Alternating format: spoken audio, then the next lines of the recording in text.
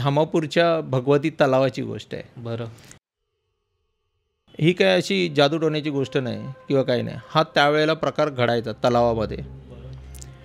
तलावामध्ये म्हणतात एक देवी होती तलावाच्या मध्यभागी. आणि जुन्या जमान्याची गोष्ट आहे. ही गोष्ट आहे, ही ऐकलेली आहे.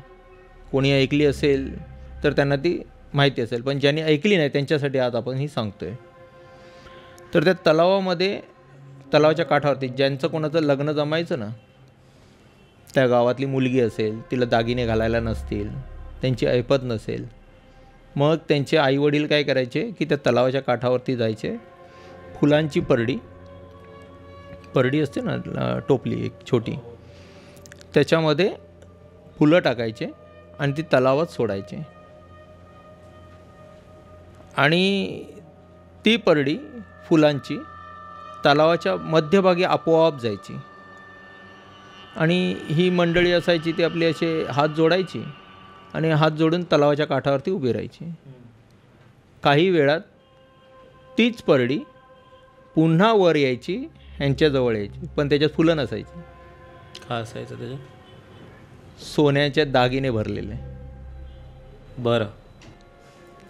आणि ते दागिने हे लोक, म्हणजे त्याच्यामध्ये अशी प्रथा होती ती की ते दागिने लग्नापुरते वापरायचे. तुमचं लग्न वगैरे झालं की ते दागिने पुन्हा त्या परडीमध्ये टाकायचे की ती परडी जाणार परत तलावाच्या आतमध्ये. आणि एकदा कोणीतरी अशाच प्रकारे लग्नासाठी ते दागिने वापरले आणि परत ते दागिने रिटर्न केलेच नाही, ते परत केलेच नाही देवीला. आणि त्या दिवसापासून काही गोष्ट नंतर त्याच्यामध्ये झाली, पण ते आता लोकांच्या याचा प्रश्न आहे थोडासा, म्हणजे भावनेचा, त्याच्यामुळे आपल्याला ते पुढचं काही सांगता नाही येणार. पण त्या दिवसापासून ती प्रथा बंद झाली पूर्णपणे. आणि आजही ते देवस्थान अत्यंत जागृत देवस्थान आहे, भगवती देवस्थान. अशा बऱ्याच गोष्टी आहेत आपल्या इथे ना, ज्या देवातल्या खूप मानल्या जातात, ज्यात देव आपल्याला येऊन मदत करतात.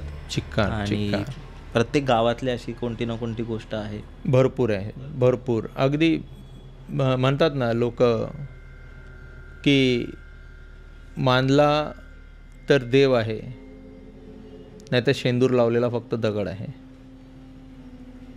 ज्यांच्यासाठी भावना महत्त्वाची आहे. हे खूप डीप गोष्ट बोललात तुम्ही. बघा, जिथे भाव आहे ना तिथेच देव आहे. तुमच्या मनात भावच नाही ना, म्हणायचे ना, ते एक म्हण आहे कुठली तरी, मनी नाही भाव आणि देवा मला पाव. तुमचा भाव असला पाहिजे, देव पावतो. आई वडिलांच्या पाया पडून आशीर्वाद मिळत नसतो. तुमच्या आई वडिलांच्या प्रती तुमची तशी भावना असेल ना तर आशीर्वाद आपोआप लागतो. अगदी बरोबर. तसंच आहे ह्या देवांचं. मी तुम्हाला जे मगाशी आत्म्यांचं सांगितलं ना, आपण पाया कोणाच्या पडतो आणि आशीर्वाद कोण देतो? शरीर. ही जी फिजिकल बॉडी आहे ही आशीर्वाद देते का? ते तर फक्त हात ठेवला तुमच्या डोक्यावरती. तो आतला देव जो आहे, आतमधला जो देव आहे, श्रीराम सुद्धा जन्म घेतलेला ना, आतमध्ये कोण होता? महादेव होते. त्यांचाही आत्मा होता ना. आता नावं आपण कितीही घेऊ, कोणी किती कोणालाही भजावं, कोणाचंही हे करावं, स्मरावं कोणालाही, पण शेवटी आतमध्ये कोणतरी एक शक्ती होती, आपण तिच्याकडून आशीर्वाद घेतो. बरोबर. तर अशा स्टोऱ्या ह्या ज्या आहेत, देवस्थानं त्याच वेळेला पावतात ज्यावेळेला तुमचा त्यांच्या प्रति भाव असतो. बरोबर.